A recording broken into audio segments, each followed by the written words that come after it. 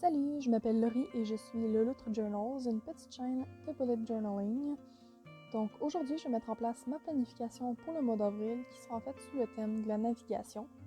Il y a deux principaux types de planifs que je fais au début de chaque mois, puis c'est ma planification mensuelle, ce qu'on appelle aussi en anglais les monthly spreads.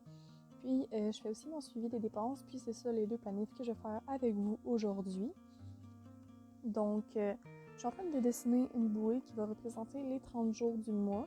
J'ai décidé d'inscrire avril au centre, histoire de ne pas me tromper de mois, tu sais. Je vais pouvoir ajouter mes événements tout autour en faisant des lignes pour relier tout ça. Peut-être que ça va être des chaînes ou encore des cordes.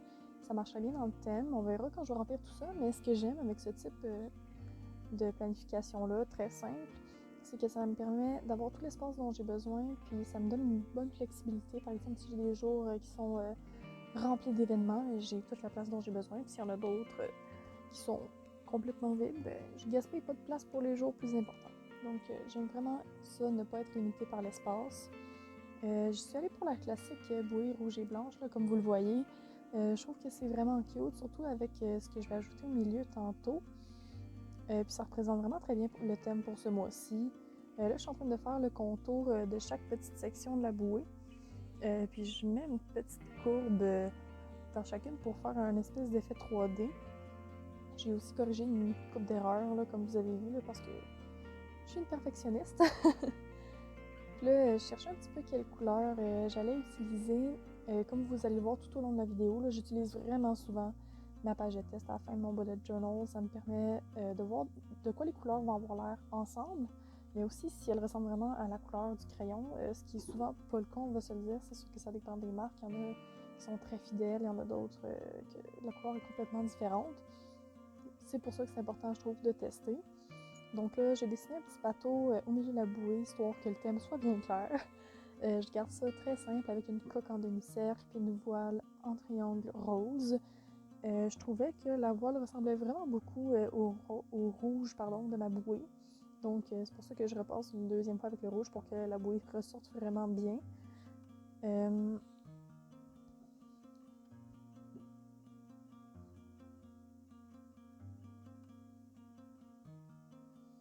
Ensuite de ça, je vais faire des petites vagues bleues tout simplement parce que les bateaux ça va dans l'eau, donc on reste dans le concept.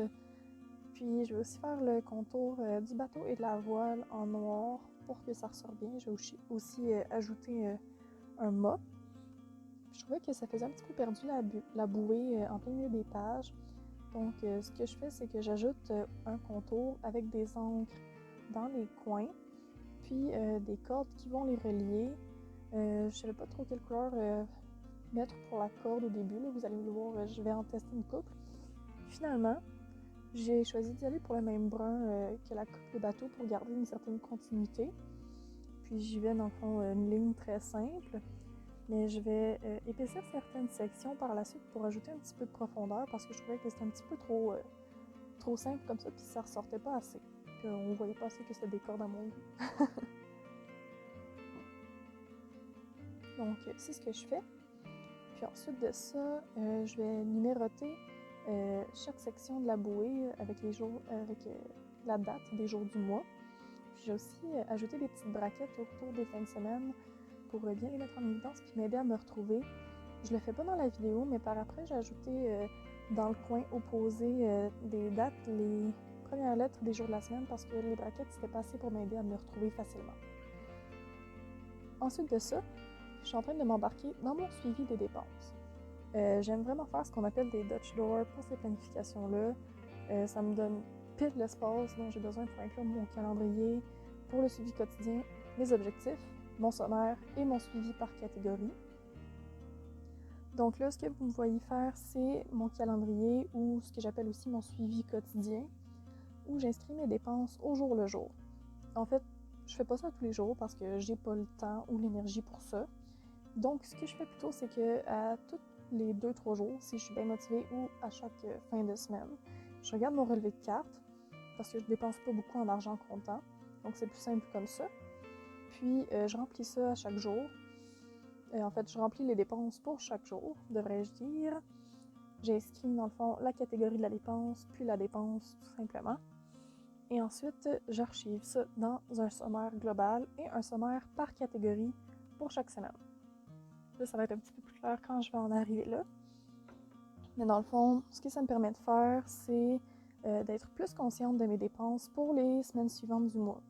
Donc, si je vois que, mettons, là, j'ai vraiment dépensé beaucoup en resto une semaine, mais je vais m'arranger pour dépenser peu ou pas en resto la semaine d'après pour essayer de suivre mes objectifs pour le mois. Comme vous avez dû le comprendre, je sépare aussi mes dépenses en différentes catégories. Je vais vous les énoncer, c'est sûr que ça varie, mais bon, pour moi, c'est les revenus. Je sais, techniquement, c'est pas une dépense, mais ça me permet de relativiser parce que j'ai pas un revenu super stable. Je suis étudiante, donc ça varie beaucoup de semaine en semaine, puis de mois en mois. Donc, je trouve ça important pour vraiment voir où je me situe. Ensuite, les dépenses en tant que telles, il y a les restaurants, l'épicerie, les vêtements, qui comprend aussi tout ce qui est accessoires mode, bijoux, maquillage, l'apparence dans le fond. Ensuite, il y a la catégorie d'hiver, pour les trucs qui correspondent pas tellement à une catégorie en particulier, mais la plupart du temps, ça finit par être du divertissement. Fait que peut-être qu'à un moment donné, je vais me ramasser avec une catégorie de divertissement à part, mais pour l'instant, je garde ça là-dedans. Il y a aussi les dépenses pour mon auto, fait que le gaz, les réparations, les dépenses pour mon chat, sa nourriture, le vétérinaire, les jouets aussi. Ensuite, tout ce qui a trait à la santé, donc ce que j'achète plus à la pharmacie, mes prescriptions, l'hygiène féminine, if you know what I mean, les rendez-vous chez le dentiste aussi.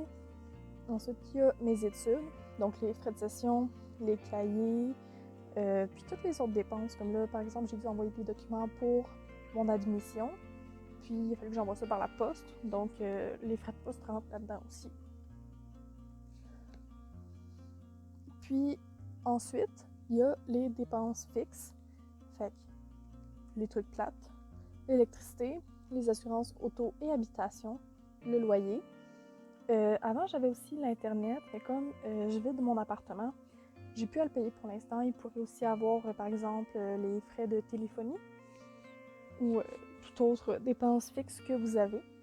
Donc là, ce que je suis en train de faire, c'est mettre les symboles pour chacune de mes catégories. Parce que c'est de cette manière-là que j'archive dans mon suivi quotidien à quelle catégorie chaque dépense fait référence.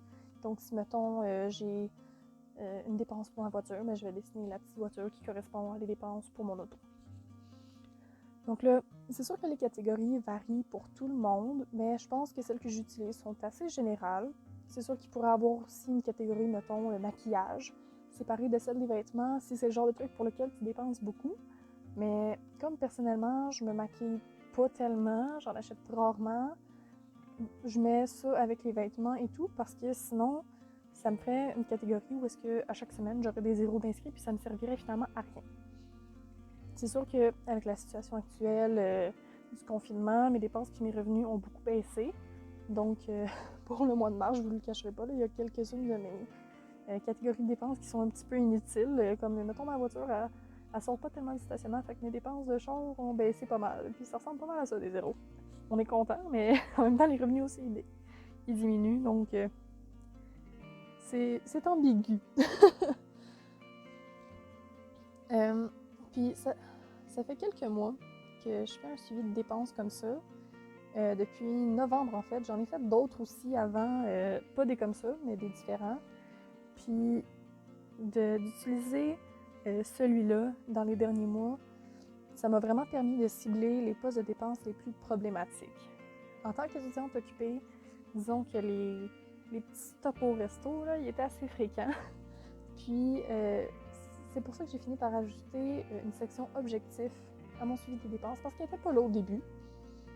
Puis, avec tout ce que j'ai observé dans les derniers mois, ça me permet de mettre en place des objectifs qui sont de 1, réalistes, puis de 2, qui vont évoluer dans le temps, parce qu'au début, je savais pas trop où je me situais dans mes dépenses, puis je savais pas non plus exactement le travail que j'avais à faire, puis je me permets de faire évoluer mes objectifs parce que des changements de mode de vie comme ça, par exemple arrêter d'aller au resto aussi souvent pour étudier, ben, ça se fait pas du jour au lendemain. Il y a des mesures à prendre. Puis en me fixant des objectifs comme ça me permet de voir, oui, tout le chemin qu'il me reste à faire, mais aussi à quel point je m'améliore. Puis ça, je trouve que c'est assez motivant. Un autre outil pour voir mes progrès, c'est mon sommaire qui est à droite complètement. Avec ça, je vois si je suis dans le rouge, littéralement, ce mois-ci. Parce que à chaque mois, j'utilise différentes couleurs pour savoir si je suis dans le plus ou dans le moins. Ce mois-ci, le moins, c'est le rouge, c'est concept. Puis le plus, ça va être le bleu. Parce que le thème, c'est la navigation, tu sais. Donc, à chaque semaine, je fais un bilan, soit au début ou à la fin de la semaine. Moi, d'habitude, ça tombe le dimanche, donc en début de semaine pour ce calendrier-là. Je calcule mes entrées puis mes sorties d'argent. Donc, la plupart du temps, la manière que ça se fait, c'est que je calcule pour chaque catégorie, puis ensuite, j'additionne toutes les plus, puis j'additionne aussi toutes les moins. Je mets le global des plus dans le bleu, le global des moins dans le rouge, et le résultat final dans la petite section grise. Puis ça me permet de voir si j'ai trop dépensé ou pas pour ce que j'ai gagné cette semaine-là. Comme mes revenus varient beaucoup chaque semaine, je fais aussi un bilan pour le mois qui me permet de voir si globalement j'ai réussi à garder mes dépenses plus basses que mes revenus, ou au contraire, si j'ai trop dépensé ou si j'ai eu des imprévus. Là, ça arrive aussi, là, un char qui pète, mettons, puis que j'ai fini par être dans le rouge. Donc, j'ai inscrit mon grand total dans la petite boîte en bas. Si tu as envie que je te parle plus en détail de tout ça, mon suivi des dépenses, comment je gère ça, ben juste l'évolution de ma planification au fil des mois, ce qui a marché ou pas, les autres types de planification que j'ai utilisés auparavant, laisse-le-moi savoir dans les commentaires, comme ça je vais voir si j'aborde ça ou pas dans une autre vidéo. Sur une autre note, je trouve que la clé pour bien intégrer les Dutch Door, c'est-à-dire les demi-pages, c'est de garder une continuité. Ce que j'ai fait en reliant mes objectifs, mon titre et mon sommaire, comme vous pouvez le voir. Puis mon sommaire a vraiment sa place à lui, à droite de la page quand on tourne aussi, pour pas que ce soit coupé trop sec. Donc le truc finalement, c'est de jouer avec la perspective. Puis vous pouvez me suivre sur Instagram. Merci de m'avoir écouté. N'oublie pas d'aimer la vidéo et de t'abonner si tu en as envie.